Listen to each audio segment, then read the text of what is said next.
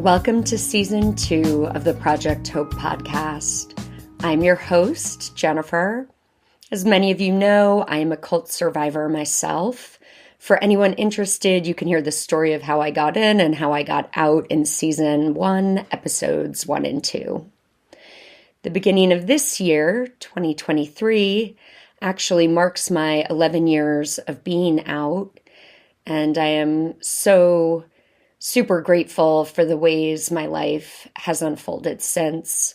I now work with survivors of coercive control, and I'm going to take a moment here to define this term, as one of my heart's desires is to help society at large better understand coercive control in cases that are not just culty, but across the globe I view coercive control as a social issue. It's at the heart of cases where women and girls are murdered. We find coercive control in one-to-one relationships that are intimate, in gangs, sex trafficking, and cults of all types.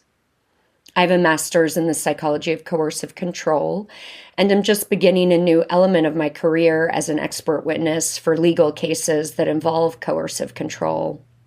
As a certified trauma professional, I work with survivors. I'm especially excited to be offering a group survivor program for cult and religious abuse recovery. So this is not a support group, but rather a healing program. It's based on my certification in the incredible work of Dr. Jilly Jenkinson, who gathered decades of research on survivors to create a body of work that I would consider to be the most comprehensive and flexible approach I've come across in this field. We will meet every other week for 6 months, and registration will open in February of 2023 for those interested.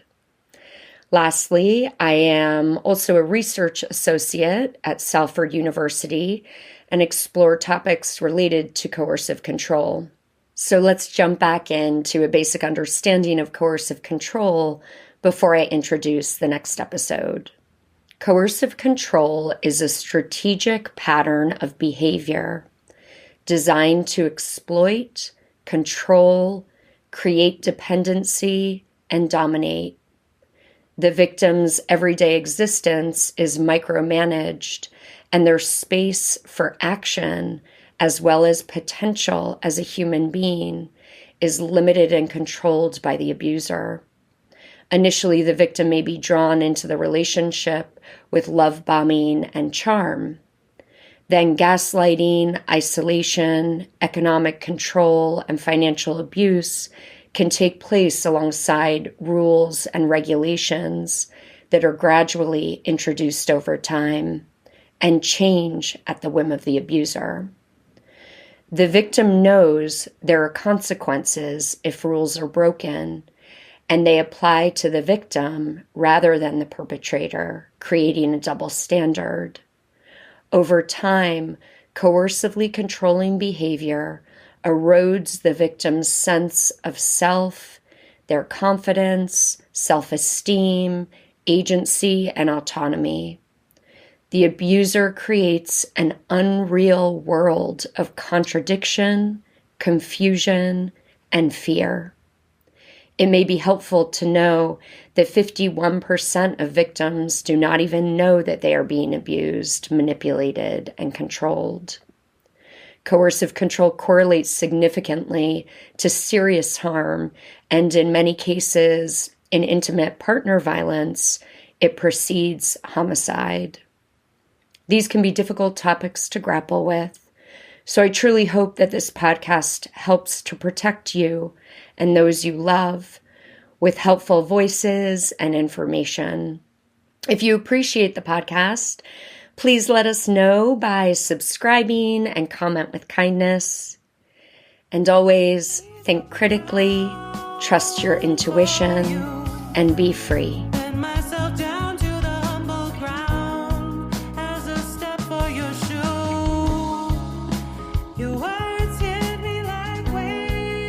Today, I'd like to introduce you to a very unique and powerful voice amidst the Project Hope podcast interviewees.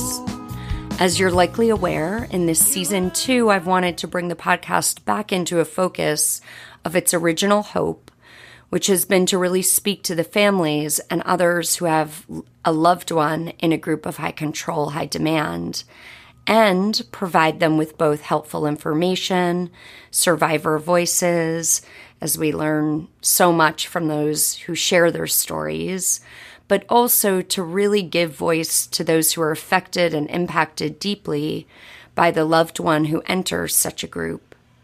These are the voices of those who suffered terrible pain that is often misunderstood or perhaps underappreciated, leaving individuals with extraordinary grief that is also typically very alienating, leaving them feeling alone and isolated.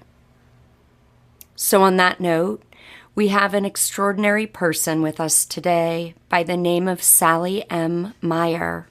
You will hear me refer to her as Sarah Elizabeth Rose. This is her pen name, as she has written 2 books describing her experience that was captured by handwritten journal entries prior to uploading to the computer. The names of her books are Ordinarily Sarah and Ordinarily Sarah Book 2, Relentless. And both links can be found in the show notes.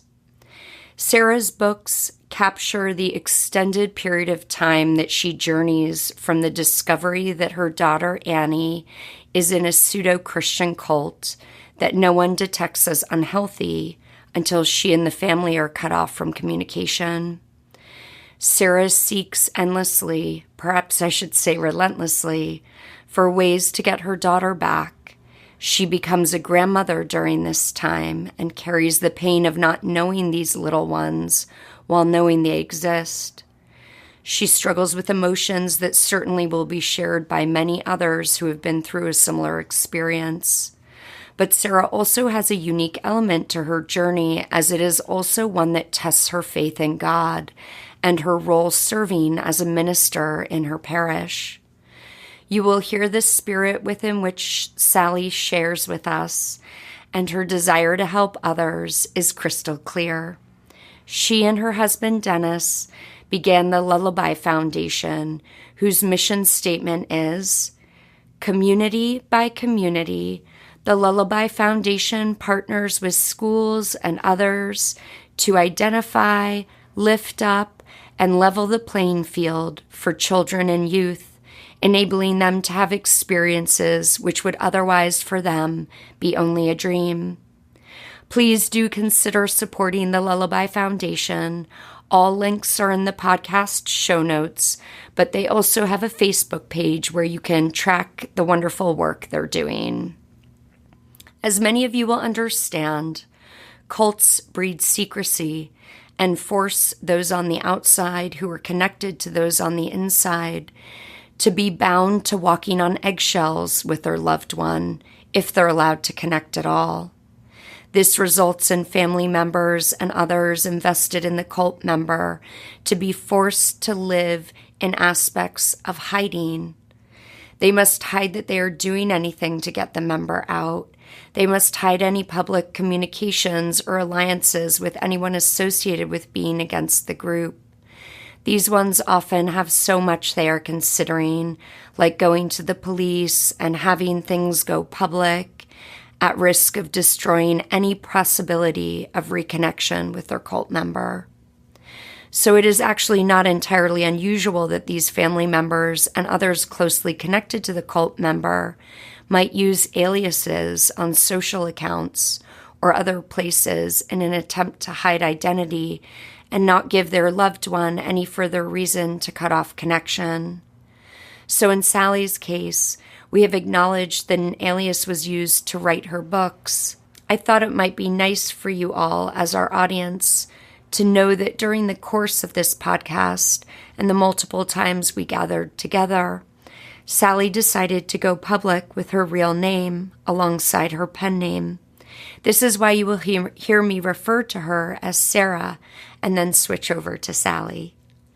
I know you will enjoy this unique voice as author, mother, grandmother, advocate, speaker, and so much more.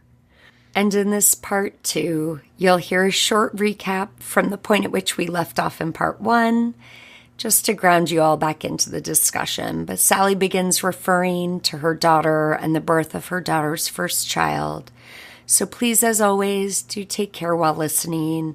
In this episode, we do make some references to child abuse. You'll also hear us sign off from our first session together, and I introduce that we're moving into discussing Book 2. You'll hear me acknowledge the shift in names, because it was between these recordings that we had that Sally decided to reveal her real name. We hope you find value in our discussion, and please do join us next week for the final installment of this 3-part episode with Sally and Meyer.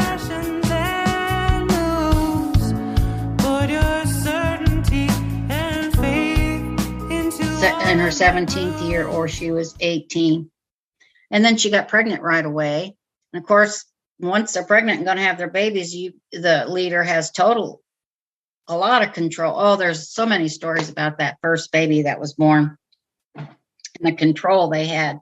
This particular leader liked to babysit for all of these babies that were being born.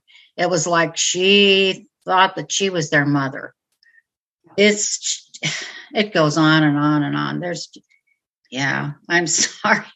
I just get to thinking of these things, and I just can't stop saying some of these things. But that was so weird. She was the mother. They didn't even invite. The first baby was born while they were still being groomed. So in the hospital, basically, they all came. The leader and her family came, and we were asked, kind of, not directly, but indirectly, told that maybe we should leave. So we left, and thinking, okay, we were there for a while, so we'll give them time. And then she became very possessive of the baby. My daughter was not allowed to have us there for his baptism, which is really weird. I really started kind of putting 2 and 2 together there, but I still didn't want to believe it. She was very, very possessive of every baby that was born into the group.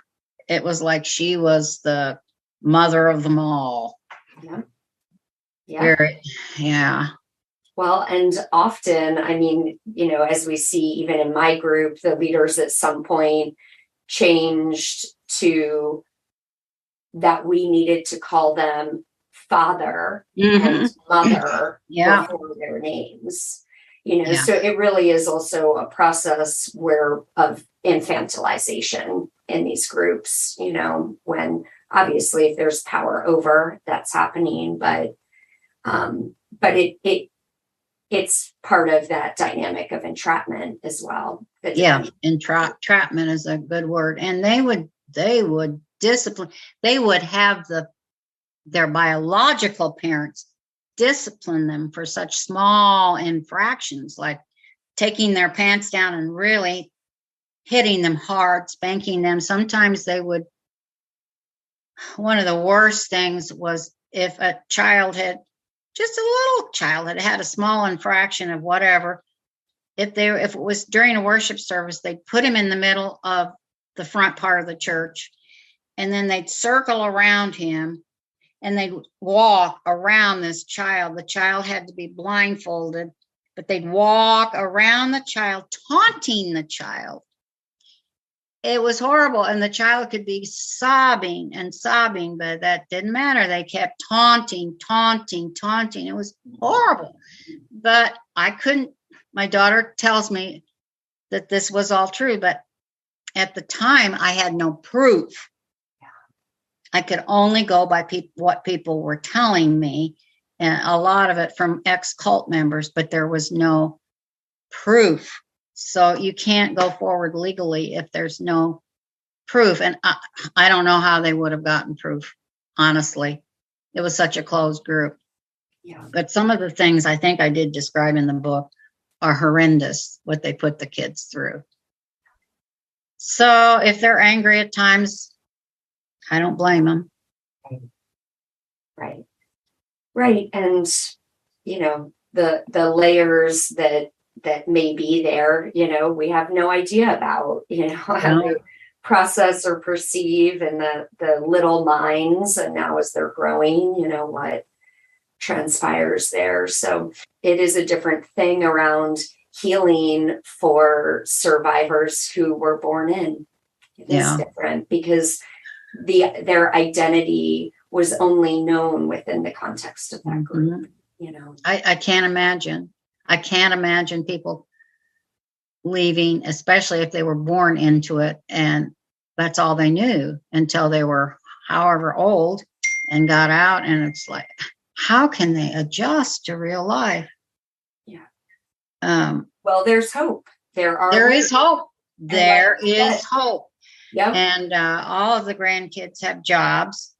One of them did go to community college. She's the opposite from the others. She almost is an overachiever. Like, she usually has 3 jobs at a time. She was like straight A's through college and this and that.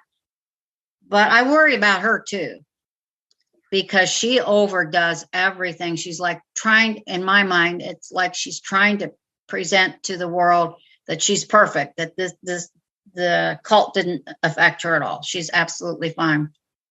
Whereas the others, mostly, even though they've got jobs and everything, they still suffer from depression and anger. The boys with anger too.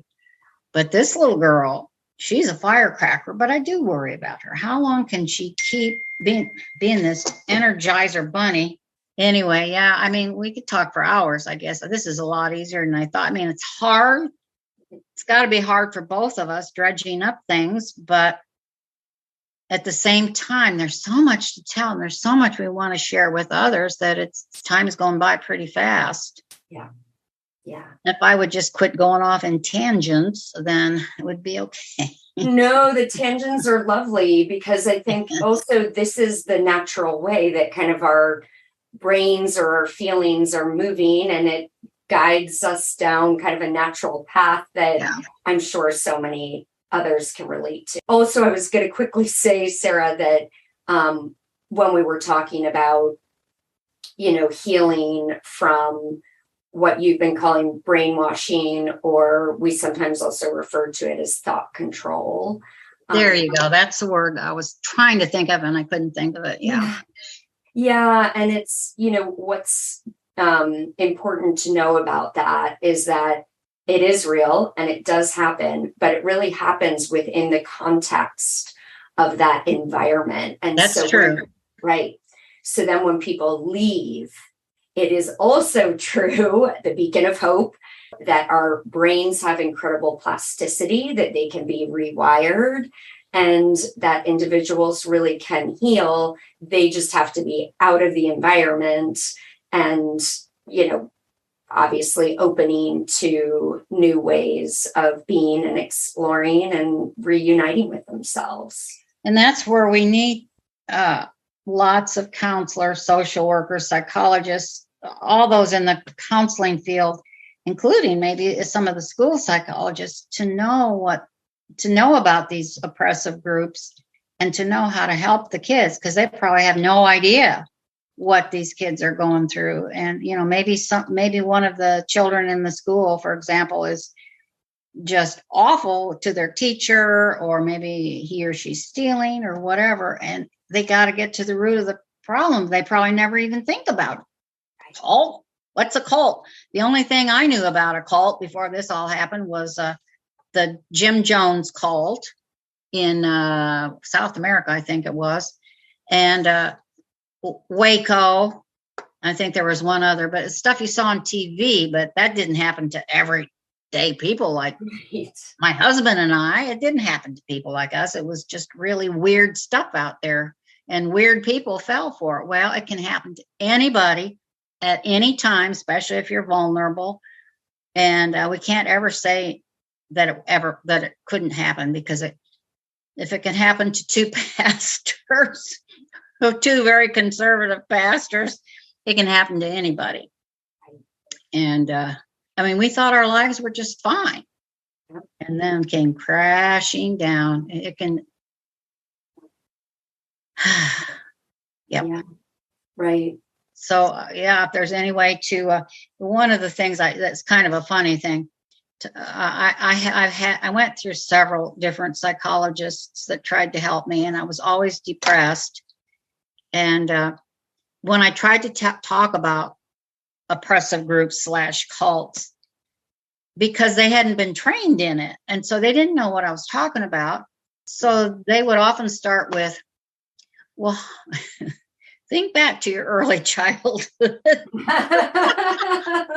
I didn't need to think back to, but that's probably fairly common. Tell me what happened in the beginning of your life. It's like, I don't want to go there. I want to talk about what's happening now. So, but I don't blame any of them. They're all wonderful people, but they weren't what I needed. Yeah. We just need to have more people out there that know about this, because I think these oppressive groups, they're all over the world. Yeah. And all different kinds of them. And that's why denial is so high, because I always thought, that it was probably a religious group. So that was something that I knew about that. But there are all kinds, like we talked about before, there are all kinds of these oppressive groups. Yeah. We are where we're at in history, Sally. It's so fascinating. It's like, I think Jonestown and Waco, some of those stories brought an extreme version of what we're talking about to the forefront in terms of society. And then I think what happened also was sort of around that time, with some of the work that was being done around studying brainwashing, thought reform, and prisoners of war, where that was happening.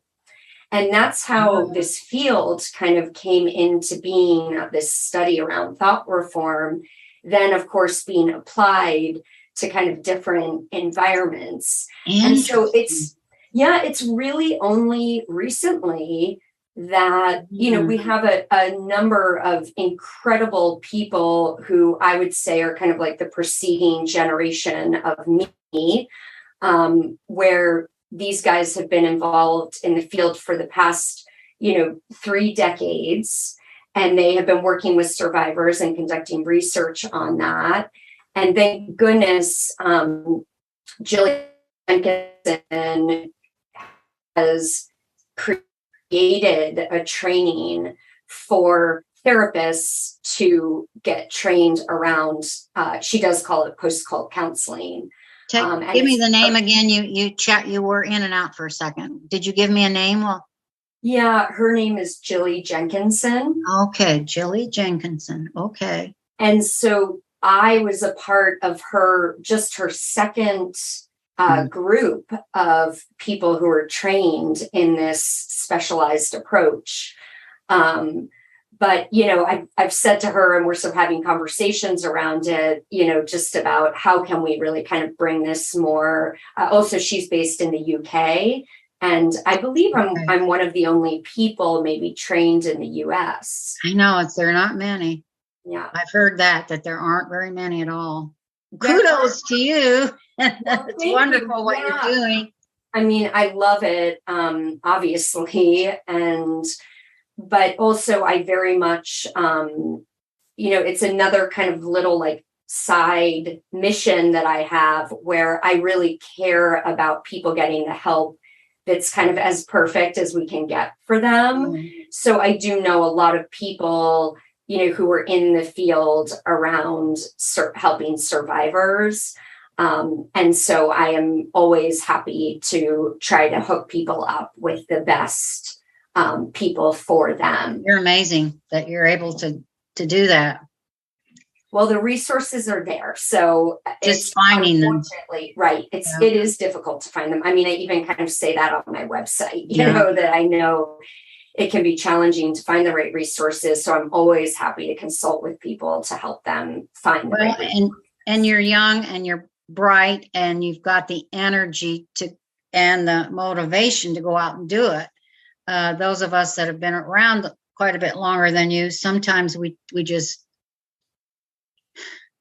our bodies and minds won't let us do the kind of research maybe that we could to contact this person or that person or whatever. We're tired, but we're old. but hopefully things like today and books and from other people besides myself, hopefully. And yeah, I can see what you're talking about. We're still in the infancy of all of this. Mm-hmm. We really are. You even see it in terms of the laws, Yes, exactly. So that opens up my eyes to that and somehow that makes me feel a little better. We're only in kind of the infancy of it, but we're doing something important to try to help it grow into maturity, but it may take a long time. Well, that's right. And honestly, getting voices, I think some of the unheard voices are the family members or loved ones, whether they're, partners, fiancés, super close relationships. Those are the voices that are the missing voices. I think this is why Margaret Singer called this societal epidemic. This is a real serious issue and it has major impacts. I mean, forget about, PTSD and CPTSD effects on survivors, but this has ripple effects into our families and communities. It does. Huge ripple effects. Yeah. This is why I really wanted to focus in this season on capturing voices like yours, where I really wonder how many family members who are in similar situations feel so alone, because it's like survivors have a hard time finding resources. What about parents and families and loved ones?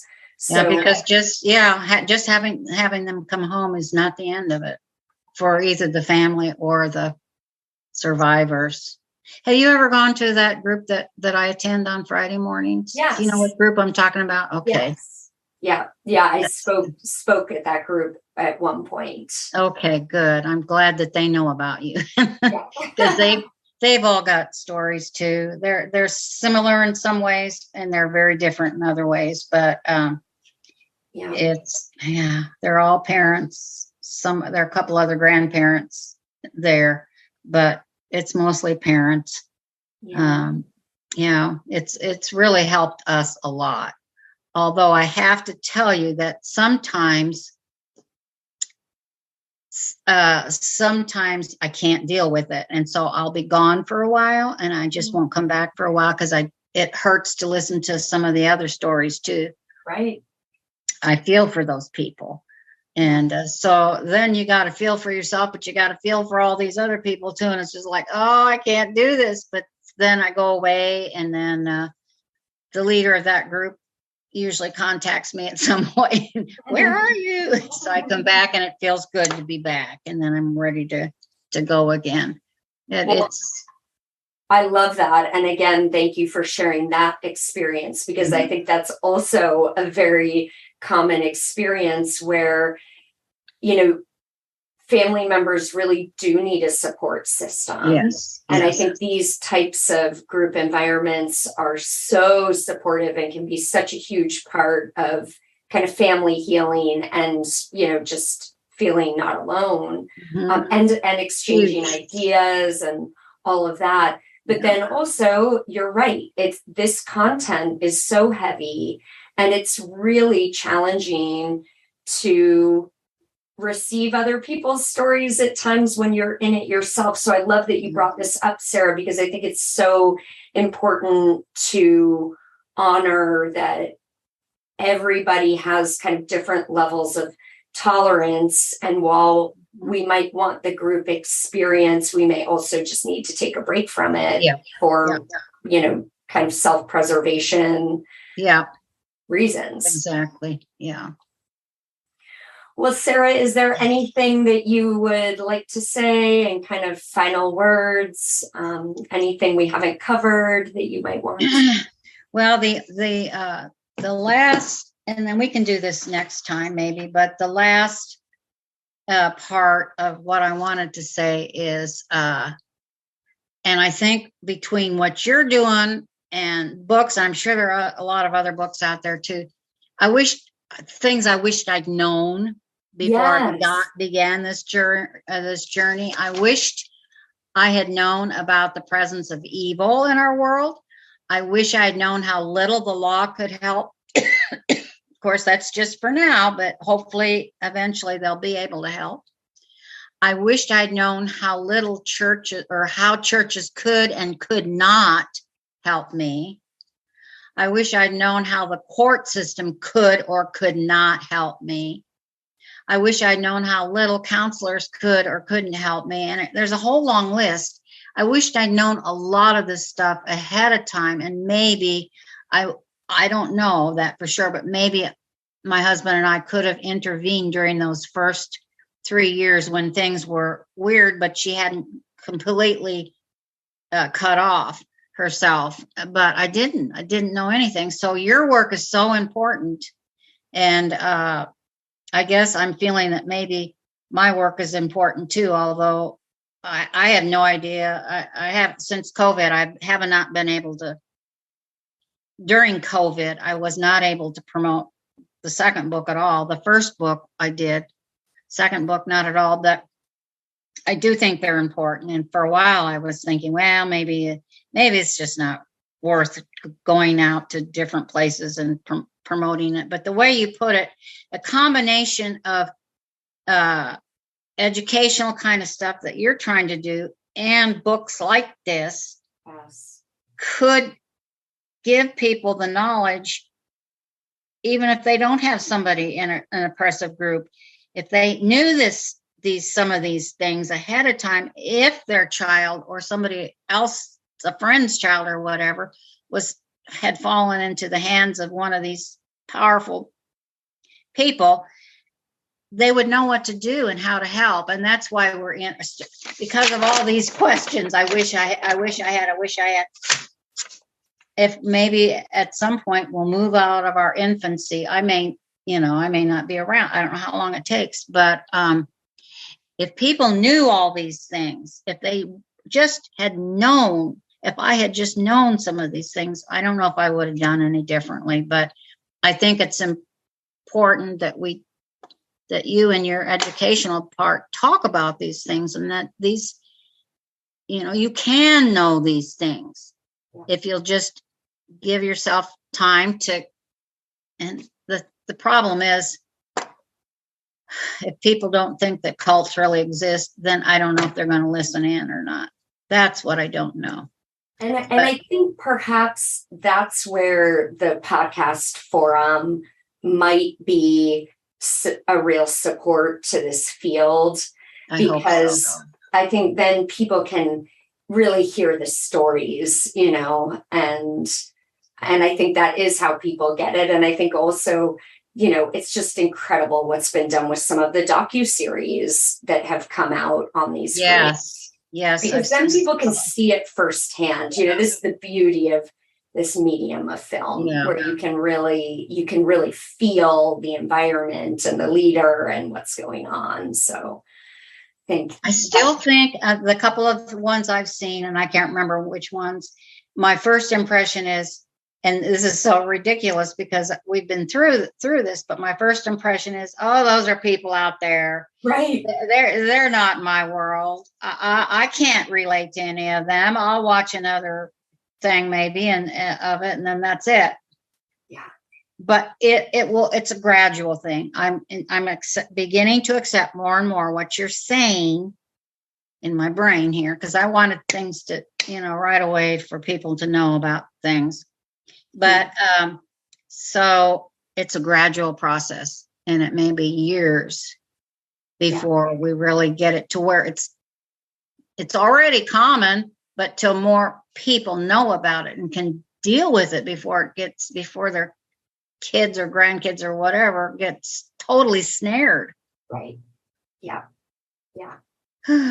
Yes. So awareness, and thank you so much, Sarah, for bringing awareness with your book. I'm so appreciate, your words and your sentiment, the vulnerability and just intimacy that you share with us in this way. Thank you so much I feel honored that you would ask me to do this. So I appreciate you very much. Thank you so much.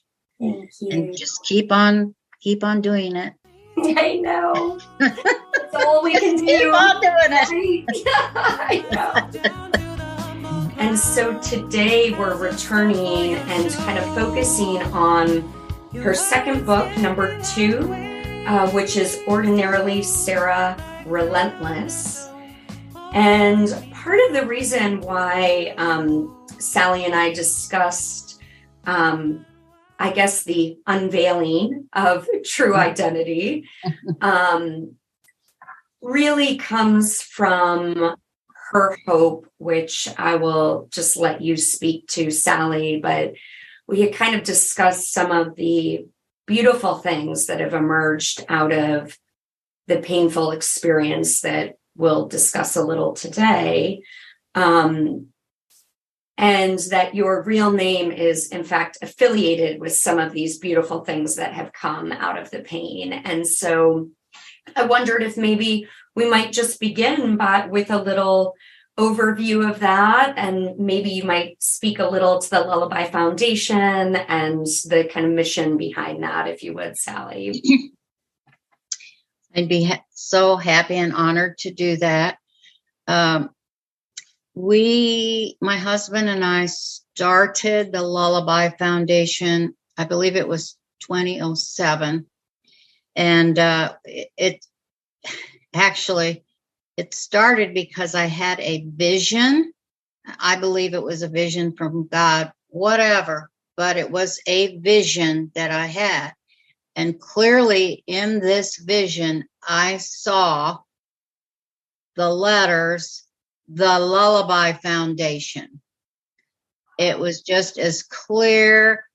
And I knew immediately that I needed to start a foundation in order to help at-risk kids wherever they might be in the world.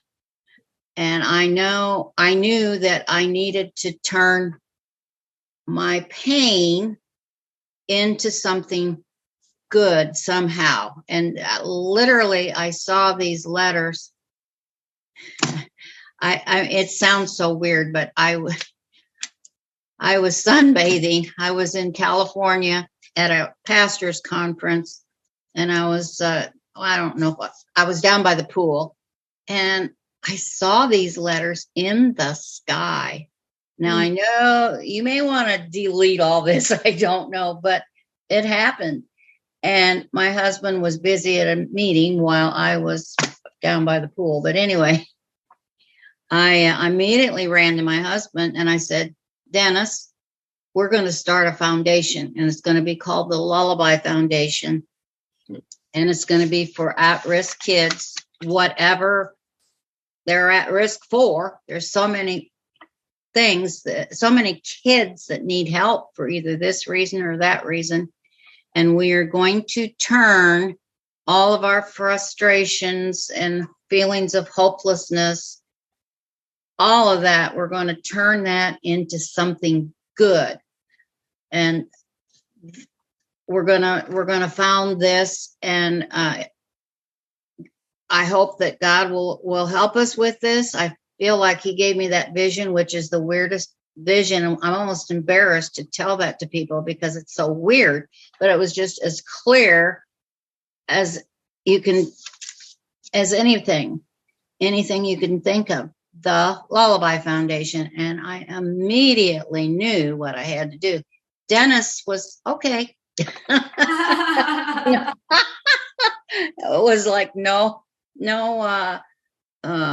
resistance to that. No resistance whatsoever. And it took us about a year to get it all together, because there's a lot of legal stuff and getting a board together and all that. But we have helped hundreds of kids, and that makes me feel like, okay, I've turned that experience, the horrible experience, of losing a daughter and son-in-law and all of her kids to a cult, I've turned that experience into something good, even if they never come out. And I had to realize that at some point.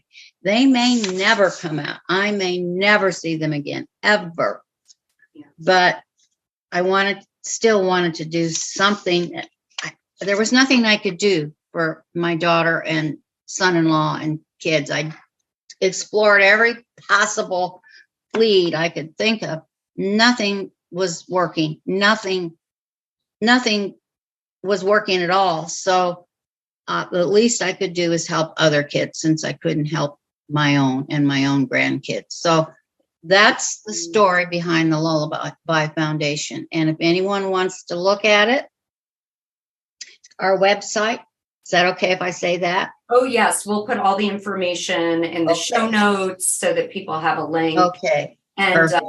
And also, Sally, I'd like to just say, because I know you and I had talked about this, that the Lullabye Foundation is helping children, correct, with housing. I know there's some orphanages, education, some life basics like food. Is that right? Yeah, we're really not helping with housing, but we have helped them by giving them things like beds, because these kids didn't even have beds to sleep in. So we're not actually helping by giving them actual housing, but we have given them furniture and just a whole array of things so that they can try to live a normal life, when before they would just, be in the background, always in the background, never really fully in the light.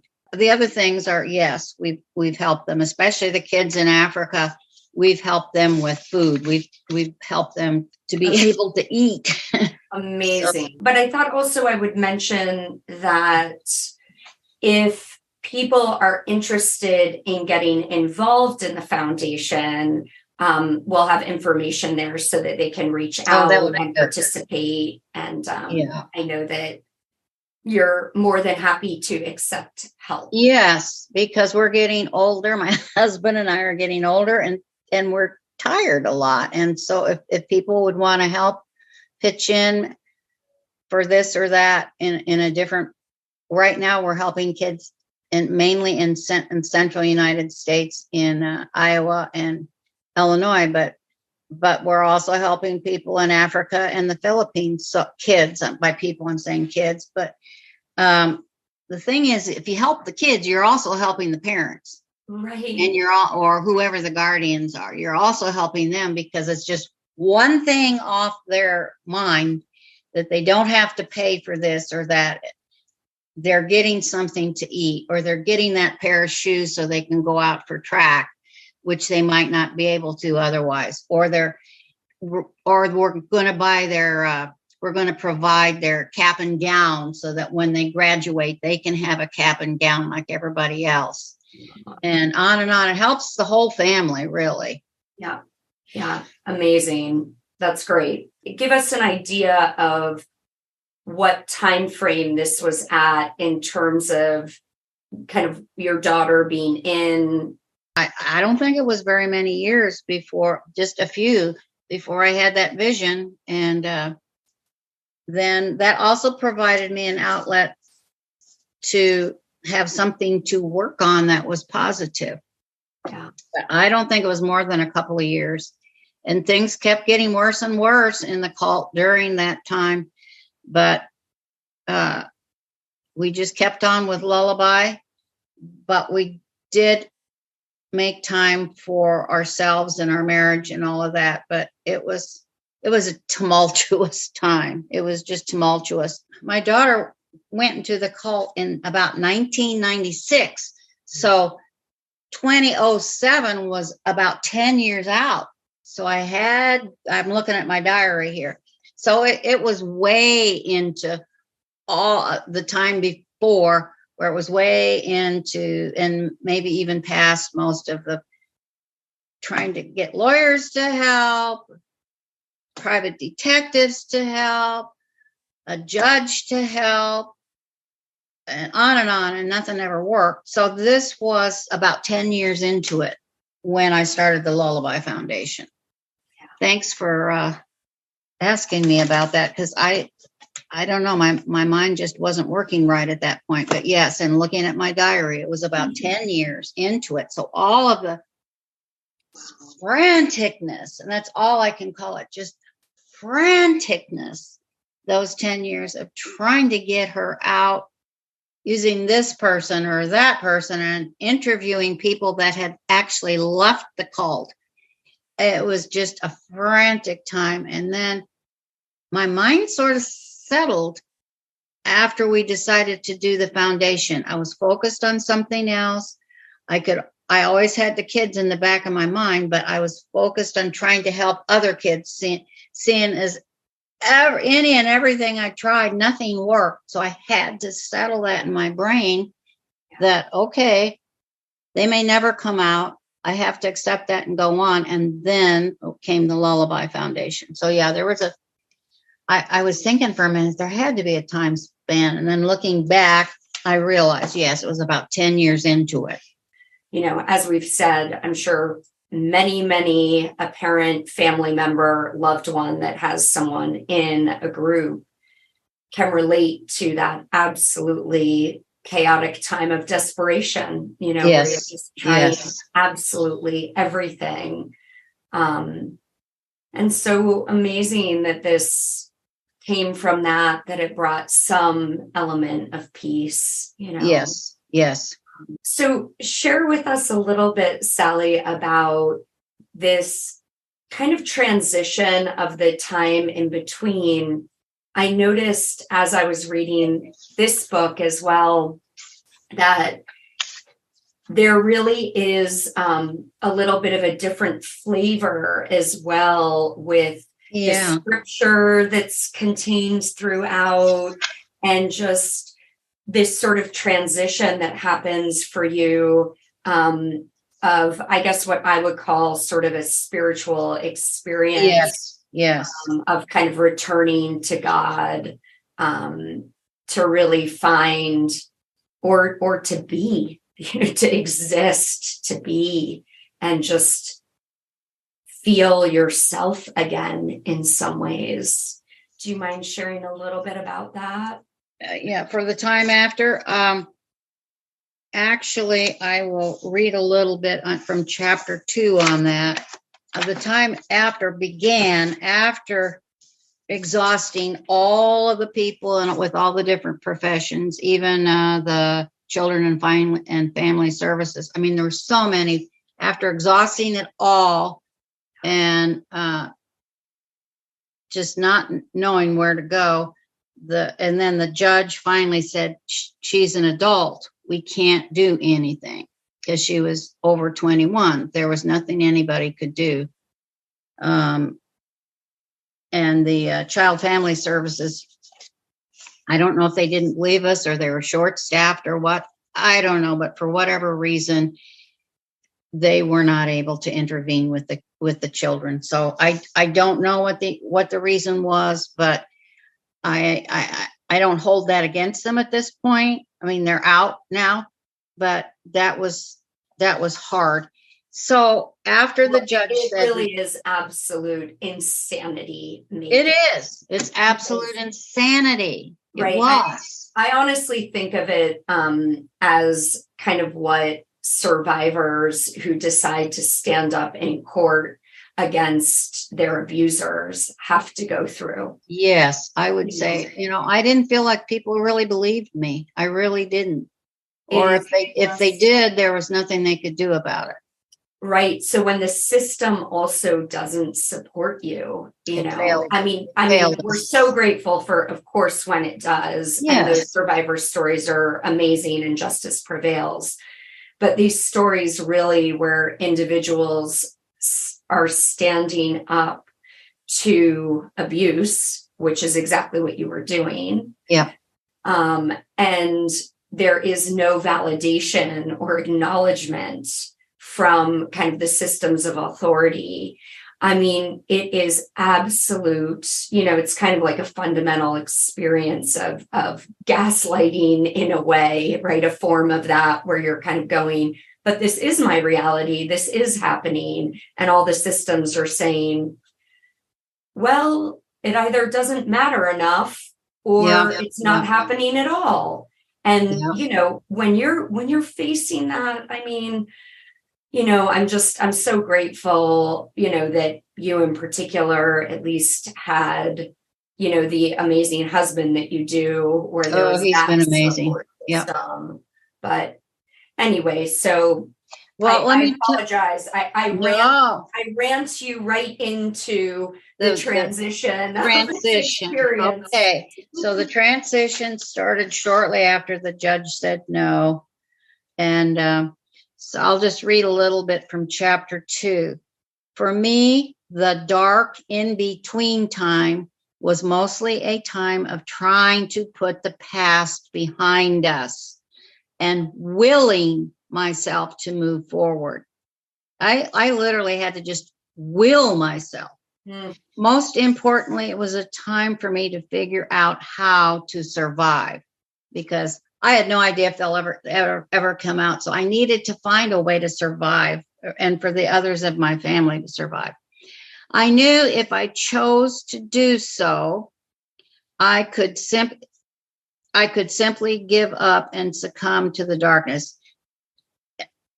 I'm kind of reading some of it out and then throwing my some of this from the book, and I'm throwing my own ideas up to date. But I knew if I chose to do so, what I mean is if I chose not to figure out how to survive, I could.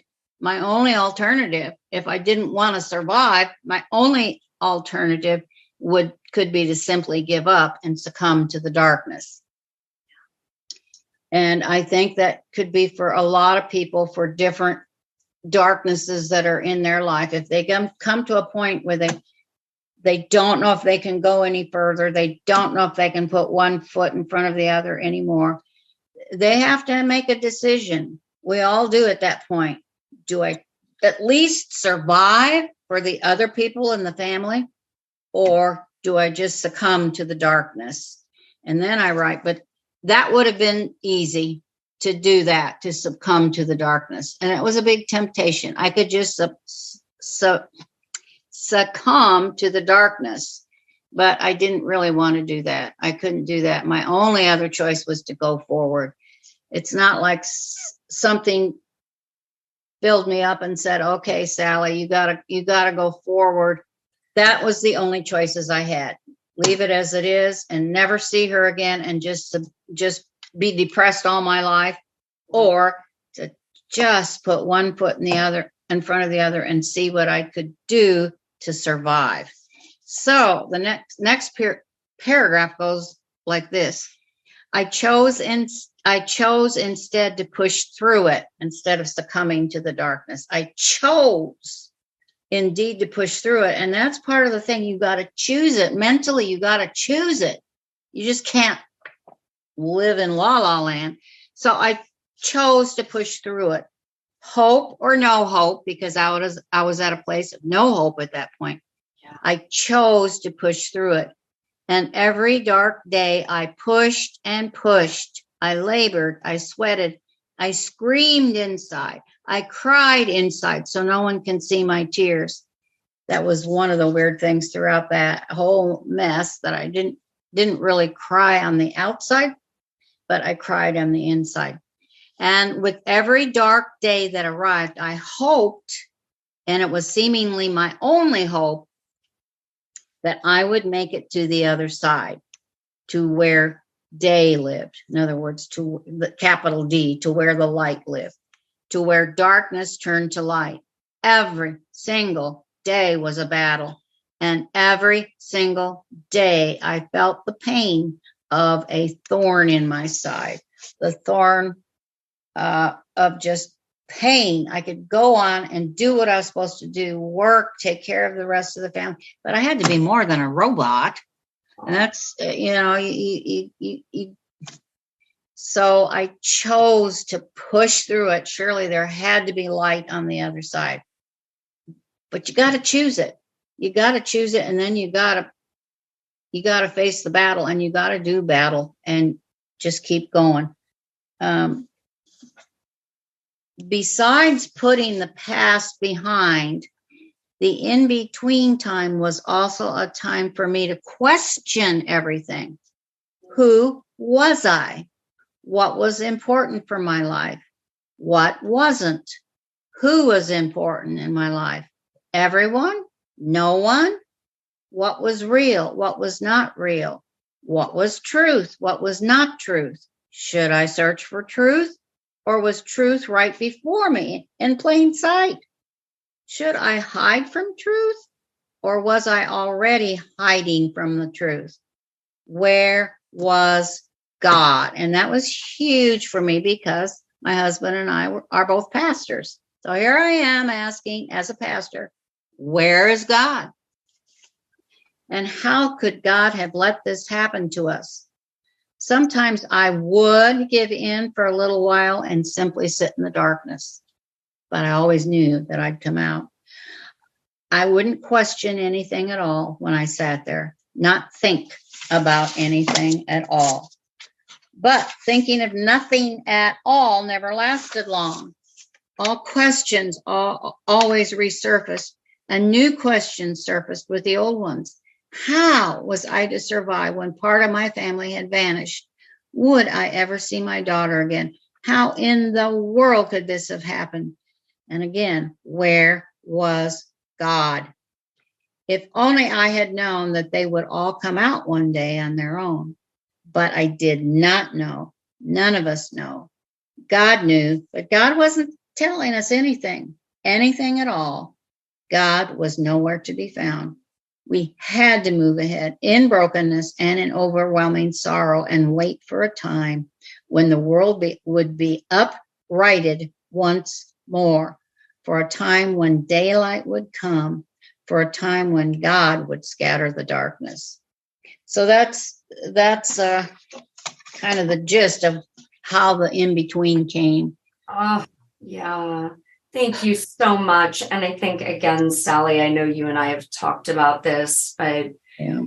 I feel so appreciative that you have been willing to share this most kind of authentic and internal voice. I think, especially for those who have been through a similar experience, so often it's those are the things that are private and that we're alone in. And I really see your experience providing just comfort to somebody who can relate. I hope and pray that that's what will happen. Yes, that somebody else can see this and then say, okay, well, if she can get through it, maybe I can get through it. That's right. We so hope that you enjoyed this episode, and please stay tuned for part of Leaving the Cult, the season 2 song written by Jaya Suri, and for all things related to Jaya, her music, ways that you can support her, check out the show notes.